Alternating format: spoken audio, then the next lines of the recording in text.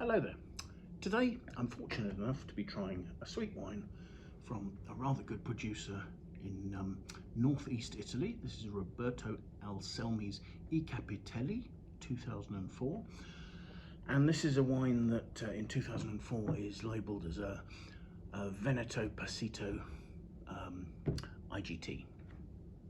So a wine made from dried grapes.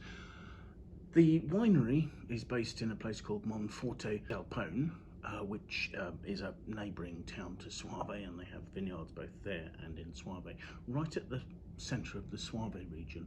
And for a long period, Anselmi were one of the best producers of Soave. However, unfortunately, in 2000, Roberto Anselmi decided that the prices that he was getting for Soave and the quality of some of the other wines being produced in the DOC didn't match his expectations, and so since 2000 his wines have all been made as IGT Venetos, so they stand very much on their own. The winery was started in 1948 by Roberto's father. Roberto's grandfather had been a winemaker, but unfortunately in the sort of post-war period of depression and hardship he'd lost his vineyards, so they had to start again in 1948. Today Roberto is joined in the running of the vineyard by his children Lisa and Tommaso, so very much a family business. The estate has 70 hectares of vines, so it's quite a sizable estate, and as I say, right at the heart of the Soave region in some of the higher altitude sites. Their sites are a mixture of vineyards with volcanic tuff soil and limestone soils. This particular wine, as I understand it, is 100% Garganega, so the variety you would use for Soave. And I mean, it was at one stage prior to 2000 labelled as a Recioto di Soave, so that is where its style is derived from, but it's no longer labelled as that, obviously. As I say, the wine is made from Garganega. I have seen a note suggesting there might be some Sauvignon Blanc in it. I don't think that's correct. I think that's a confusion with some of their other wines, or if it is true, I think that will be from more recent vintages than the 2004. I think this is 100% Garganega. And being a Passito, what happens is that the grapes are picked. They're picked at good ripeness, but not particularly high ripeness. You don't need to pick them overripe. In fact, you want to pick them so that they retain some quite good acidity, because otherwise you're not going to have balance in a sweet wine. So once the grapes are picked, they're very carefully selected to make sure they're healthy. I believe some botrytis may be allowed to remain in them, but it has to be dry botrytis. And the grapes are then dried indoors in lofts, so it's not like in sherry where they would dry them outside in the sun. They are kept normally in the higher rooms of a building to keep them away from mists and fogs and that sort of thing that would give humidity to them. These days, modern facilities often use automation to dry grapes, so in introducing some heat. I don't believe that's the case with this wine. I think this is dried completely naturally. So the grapes are allowed to dry, they shrivel and raisin until at least the end of December.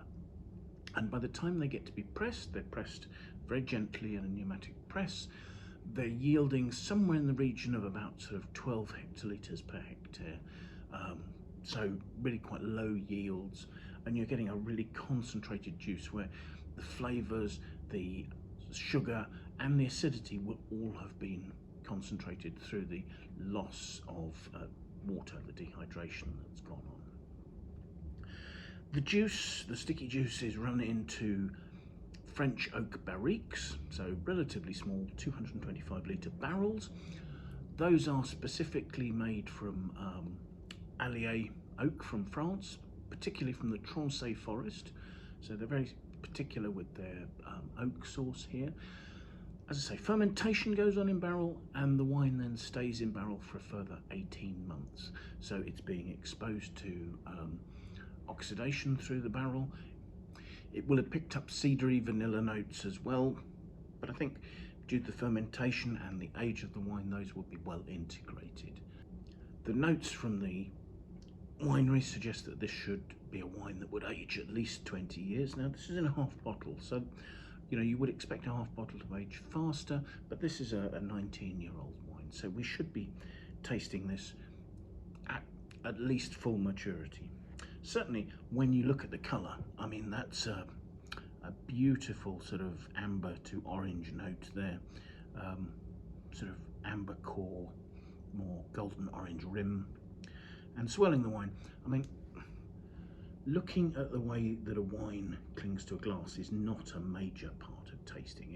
It tells you a little about the wine, but this really is viscous. This has got high sugar levels, and it sort of is almost just the way it spins. It's quite thick. You can see that, and it's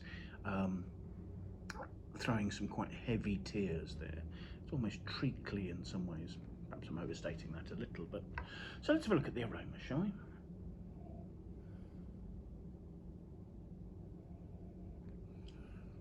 Smelling that is very developed.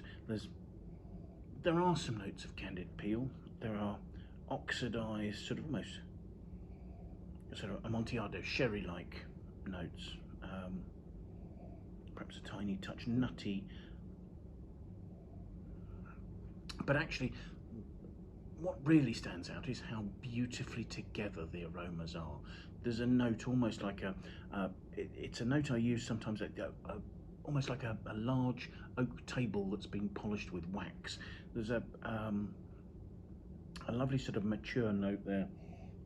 It's very together. So let's have a taste.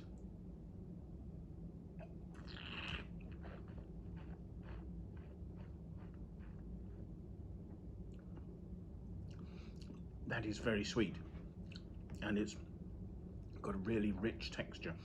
It is almost like drinking a sort of a syrup with a sort of a sultana type flavour. At the same time though, there's a freshness that comes through that stops it from cloying. The wine only has 12.5% alcohol, so it's not particularly thick in the back palate, except for this lovely fruit concentration, which just shows through. And there's a sort of a sultana, raisin.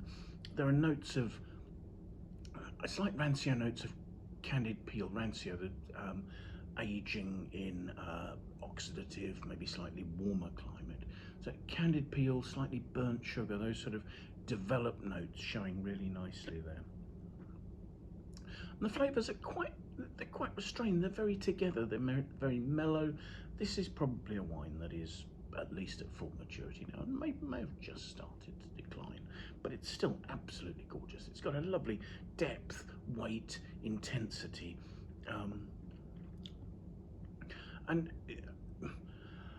the finish actually almost isn't particularly complex because it's all so beautifully together.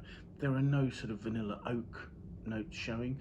The oak, as I say, it's almost like that sort of beautiful table in a big castle or something. Visiting a country house on your holidays or something like that. There's a lovely unity to the whole thing, and I guess there's that sort of slightly sweet syrupy note on the end, but then it finishes cleanly. This is for a wine which has got so much density, it's not actually cloying at the finish. It's just about right. Maybe there's a slight note of orange peel or something like that. It's back to that sort of slightly marmalade-y note again, the candied peel. So yes, fascinating wine. So that is Anselmi's 2004 I Capitelli, which is a Veneto Bianco Passito. Thank you for watching. Hope you find this interesting. I'm not sure how easy this wine would be to find. I don't think we have any available on Wine Searcher at the moment. I bought this at an auction, but I think the point is that it shows that this wine has the ability to develop for 20 years, and so more recent vintages can be bought with confidence and kept and hopefully enjoyed at some stage in the future. So if you've liked the video, please like, share, please leave your comments there, but most importantly, do see if you can find time to join us for another tasting at some stage in the near future, won't you? Goodbye now.